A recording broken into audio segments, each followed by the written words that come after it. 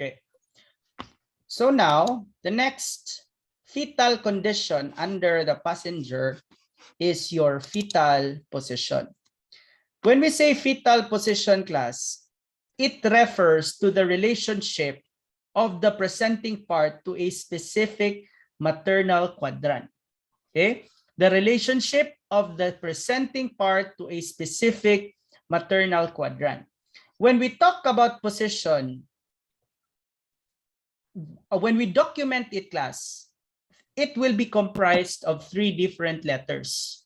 Okay, makabasa mo ana sa mga charts, or you would hear it as LOA, ROA, ROP, LOP, RSA, ingon ana, no? These are the different types of fetal positions. Again, unsa ang position? Ang relationship na siya sa imuhang presenting part to a specific maternal quadrant. Excuse sa klase.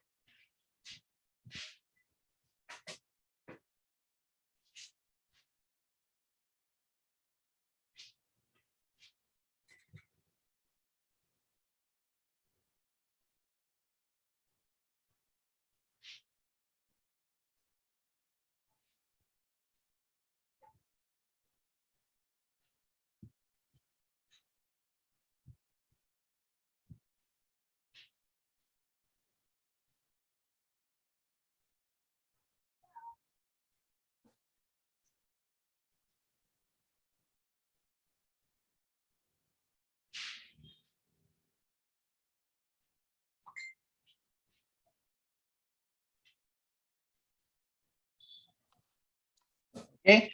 So when we talk about fetal position, class, doon na siya tulo ka letters inyong makita. So looking at this, okay?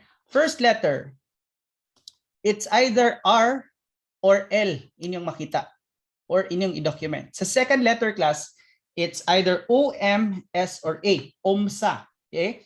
First letter is R or L. Second letter is OMSA. Third letter is APT. Okay? So meaning, kung tagaan mo tulo ka letters, tagaan mo na kung tulo ka space, class, the first letter must either be R or L. Let's say R. Ang second letter is O, M, S, or A. Ang third letter is T. Ingon ana siya pag-document. Okay? 3 letters na siya, class, where the first letter is either right or left. The second letter pertains to the landmark, while the third letter is either anterior, posterior, or transverse. Okay, karon. Kanisha, class. As we have discussed, fetal position pertains to the relationship of the fetal presenting part, fetal presenting part to the maternal quadrant. First step, identify the landmark. Now, kung ulo gani mag-una, class, ang landmarks nato, class, it's either OMSA mato. It's either O Okay? OMSA. Okay. Occiput, mentum, sacrum, acromion. Occiput or mentum class if ulo ang mag-una or cephalic. If mag-una ang lubot, sacrum. If mag-una ang shoulder, look for the acromion process. Kani class, this is the maternal quadrant. Okay? We divide this into anterior, posterior. We divide this into right, left. Now, first step, 3 letters man, no? Ang first is right or left.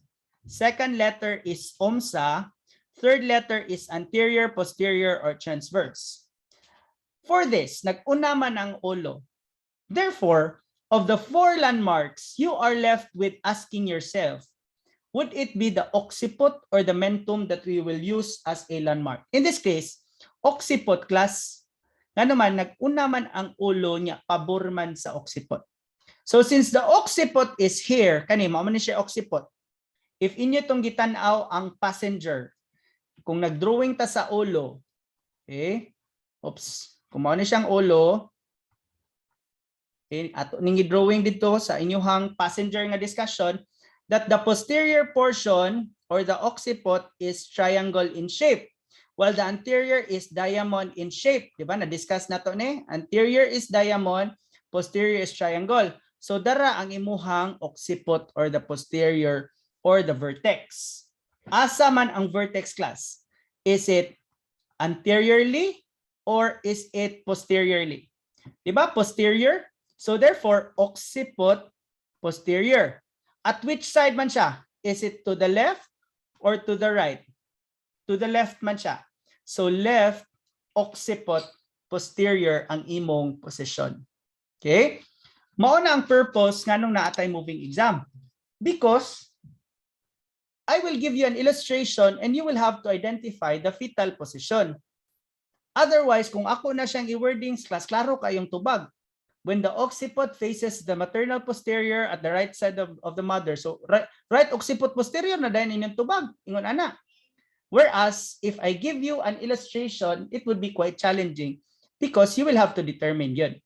Okay? The fetal position. So let's try another one.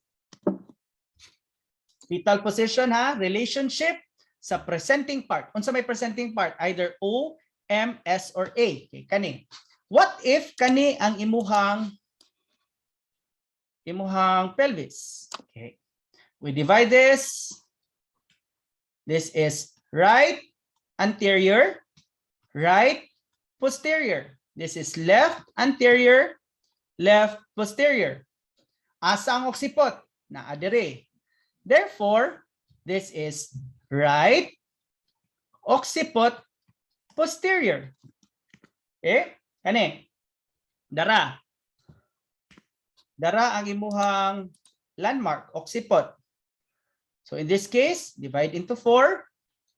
This is left occiput posterior. Because this is left anterior, left posterior. Right anterior, right posterior. Therefore, the fetal position is left occiput posterior.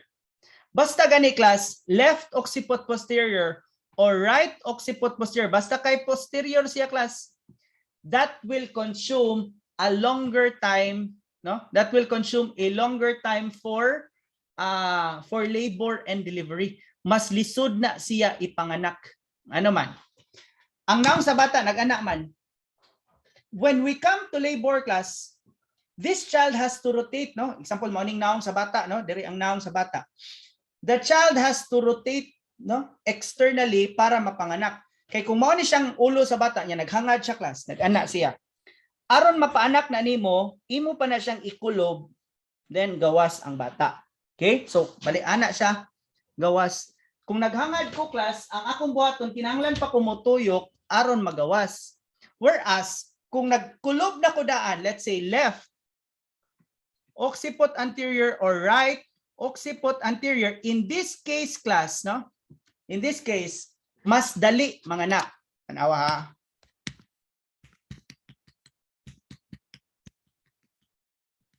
Kana siya. Diretso naman nagawas ang bata, class. Kung mao na siyang bata, diretso naman ang ninyog naog. Whereas kung naghangad siya, okay, kung naghangad siya, tanawa tong ganina. O kana. You have to rotate the child. Taas pa siya og rotation. Taas pa siya external rotation kay kinahanglan pa na siyang imong ituyok. Una nimo igawas ang ulo. Okay? My point is, as between posterior and anterior, an easier labor is if the fetal position is in a posterior.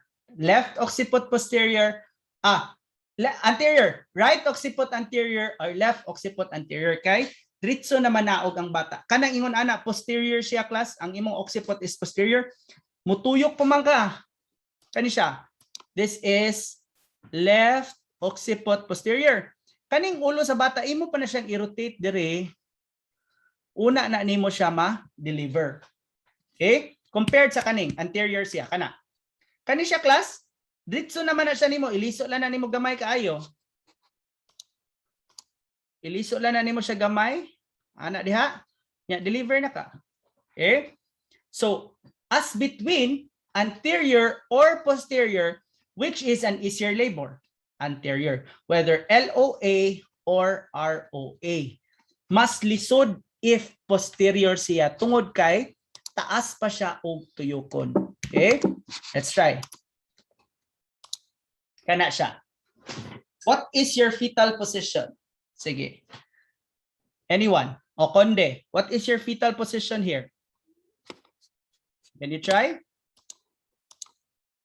What's your second letter? Konde.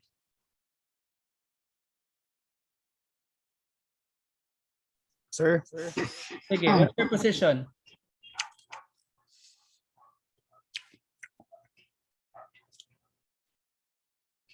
Kuan, sir. What's your second letter?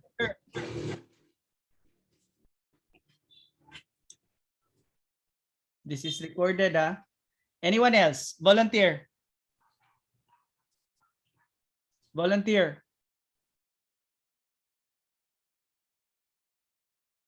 Anyone? Sige, what's the second letter? Occiput, sir. Occiput. Di naman nalalison, class. Dara, occiput na ko na mo. Ingon di kag breach na, mentum na. Makita niyong suwang, dili. Makita ang Dili, suwang, sir. dili. Oh, makita ang lubot, dili.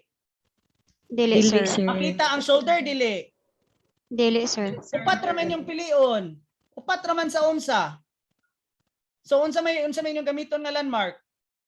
Occiput, sir. Hunahunahon pa ba na kung occiput ba na mentum sacrum or acromion ba na siya? Hunahunahon pa ba na, class? Dili na, sir. Dili na. Kay makita nimo occiput. O what's the first letter? And left, Right, left, sir. left, sir. Diba? This Left. is right, this is left. Unsa may answer? Left, sir. Left, Left. sir. Left. Left, Left sir. occiput. Nasa L-O-P. babaw to nga. Obos P, sir.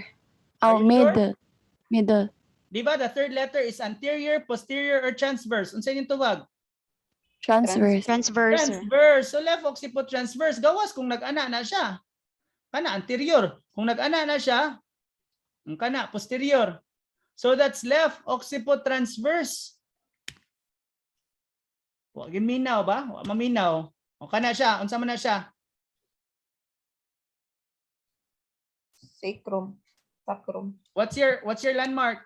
Moingon day mo acromia na. Unsa may makita ana? Upat ra man yung pilian. Unsa may yung pilian aning upat? Sacrum, sir. Ante. Sacrum, sir. Dili occiput? Dili, Dili. sir. Dili, sir. Kung Dili, sir. dili kay occiput and mentum kano sa man gamiton kung If ulo ang... cephalic. O nya cephalic ni dili.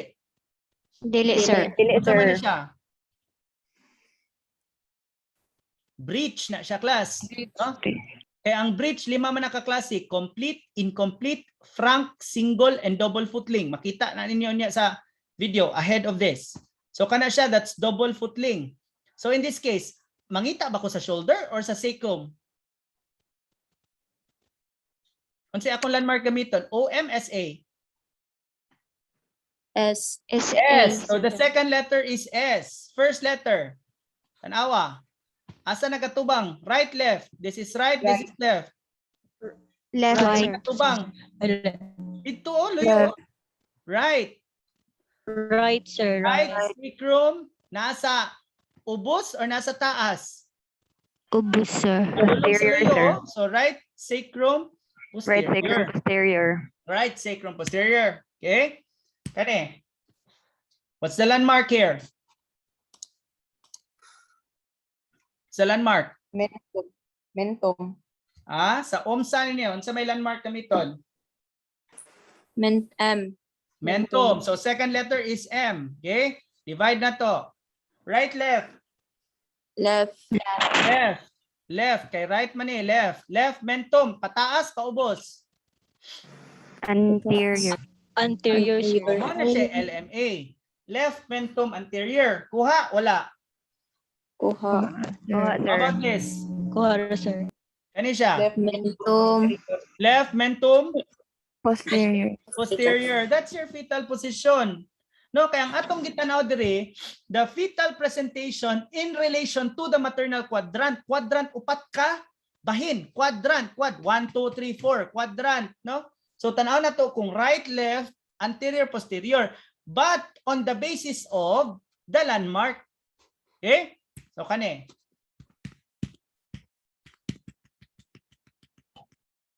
Kana siya. Sige. What's this? Oh, Conde. Where's Conde? Okay. Conde. Yes, sir. Sige, second letter. Left. Second letter. Occiput. Occiput. So first letter.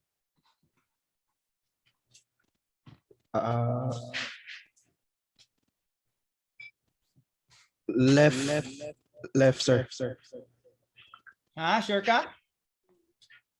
Oh, sir, left. Left, occiput. Left occiput. Oh, right occiput. Unsa tempa? Unsa yung answer? Ay, left occiput niya. A anterior. Question to or answer? Answer. Answer. So your answer is? Anterior. So unsa man imong fetal position? LOA. LOA. Very good. Very good, Conde. Now, if I am going to give you an option, asa imo? LOP or LOA? Which of the two is an easier labor? LOP, LOA?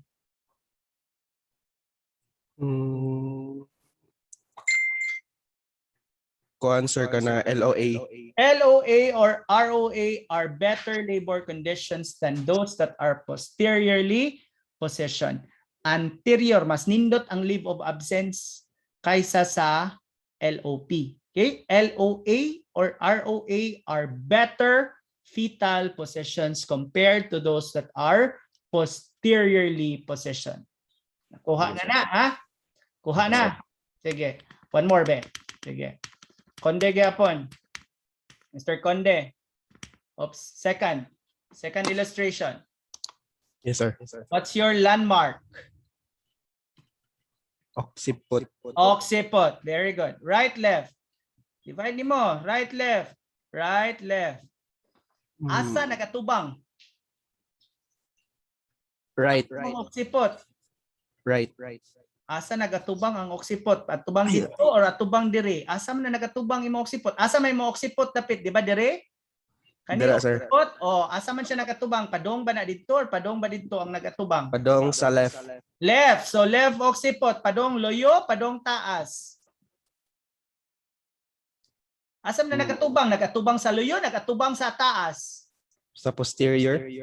Dapat padulong tanaw sa lubot ni mama or sa tiyan ni mama. Tanawa, asam na kurma iyang occiput. Asam na siya nagatubang sa padong sa lubot or padong sa tiyan. Padong sa lobot, sir. So therefore, posterior, anterior. Posterior. Lagi posterior. Left occiput, posterior. Yes, sir. Left posterior, sir. So the third component of labor, now we're done with the passageway or the pelvis, the passenger, which nag-describe sa attitude, station, engagement, fetal lie, fetal presentation, and the fetal positions. The third component of labor is the power, which pertains to uterine contractions. The major pacemaker of the contractions are located at your myometrium. So at this point, no, master na nato that the uterus is divided into 3 layers: endometrium, myometrium, and the perimetrium. So of the 3 layers, the pacemaker or that part nga magsugod ang imong contraction is found at the myometrial area. Okay? Now, your uterus in preparation for labor, usually at the 30th week, no? Igabot nimo 30 weeks class, 30 weeks. Mao ni siya imuhang uterus. Pag 30 weeks, your uterus will stretch into an upper and lower portion, mo elongate siya class. So that the uterus is now divided into an upper and a lower portion. So kung mao ni siyang tiya ni mama class, you would notice nga ang tiya ni mama na ingon ana gamay. Okay? This indention here is the junction between the upper and the lower uterus, which happens at 30 weeks. Mo divide siya into 2 layers. This indention is called your physiologic retraction ring. Physiologic retraction ring is that slight indention which marks the separation between the upper and the lower uterine divisions. Ang upper portion class, mauna siya ang mo-contract. Ang lower portion is the flexible portion. So kung mauni siyang bata na adihang ulo, okay? Okay? Mauning ulo sa bata, ang imong uterine contraction is paana. Ang upper portion maoy mo contract while the lower portion is inactive. Okay? So the ridge or the slight indention that is formed between the upper and the lower uterine segments are called your physiologic retraction ring. The phases of uterine contractions are 3: increment, acme, and decrement. When should a mother push? Kano saman mo tong? Inig-abot sa acme. Mao ni pinakasakit nga phase sa imuhang uterine contraction, acme. Fourth component of labor is the psychological state of the mother, which refers to the maternal attitude during labor. Maternal attitudes during labor affects the labor outcome. They are the perception and meaning of childbirth, ang iyang readiness, previous kahanas, coping skills, and whether or not naaba siya support systems. In summary class, there are 4 components of labor. First component is your pelvis or the passageway. A pelvis which is gynecoid can allow normal spontaneous vaginal delivery because it is sufficient in terms of 2 measurements, the AP and the transverse diameter. It has to be satisfied. Kinahanglan sakto ang duha. Otherwise, CPD ka, cesareanon ka. Once a CPD, always a CPD. Meaning to say, if sa first pregnancy class, CPD ka, will you be a cesarean section candidate in the next pregnancy? Yes, because once a CPD, always a CPD. If in the first pregnancy, normal ang imong pelvis, nakapanganak ka NSVD, will on the second pregnancy, masisaryan ba si mama on the grounds of CPD? Normal first, nya CPD kuno sa second, dili na pwede. Pangwarta na sa doktor para masisaryan dako-dako bayad. Nga naman, maanak ka na gani kag kausa. Meaning to say, maanakan gyud ka forever. No, dili pwede kang masisaryan in the next delivery but not on the grounds of CPD. Maybe sa first nimo NSVD ka normal. Pag second cesarianon ka kay placenta previa, nagbabag or nag-ali ang placenta. But dili pwede nga cesarianon ka tungod kay CPD kay nakapanganak na gug ka permiro. Kung nakapanganak na ka permiro, manganak ra gyapon ka sa second. Kung ang question is whether or not sakto ba ang pelvis, kay kung sakto na sa una, sakto na hantod karon. Kung kuwang na sa una, kuwang sa na siya karon. Okay?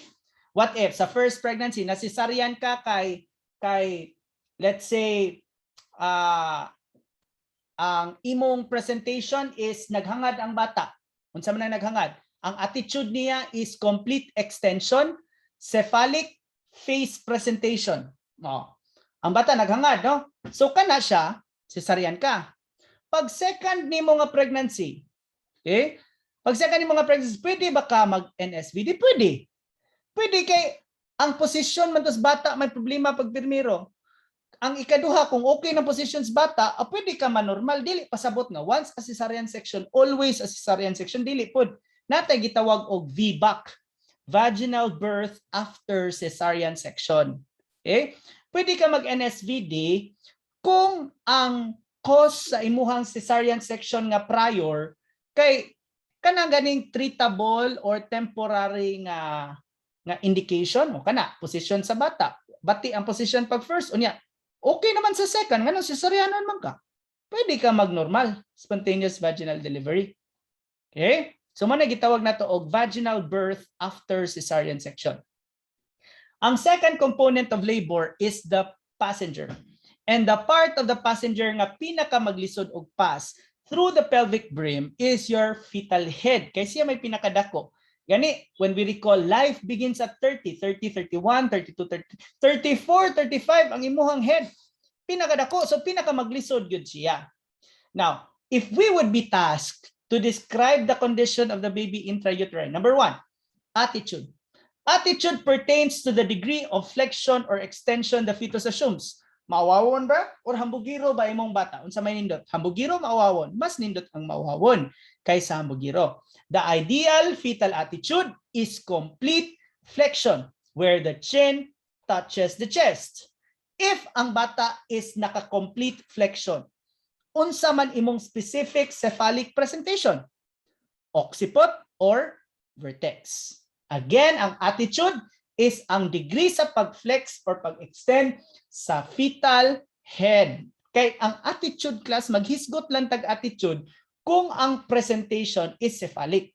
In any other presentations, walay attitude. Engagement.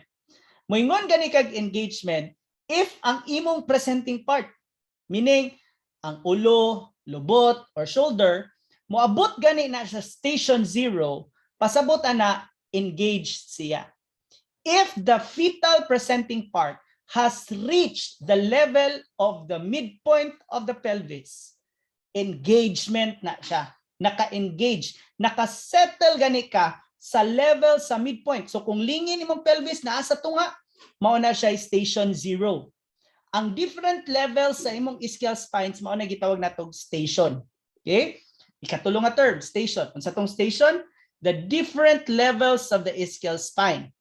Ang kanang tunga nga level, midpoint sa pelvis. So sa lingin, sa tunga ana midpoint sa pelvis, mauna siya ang station 0.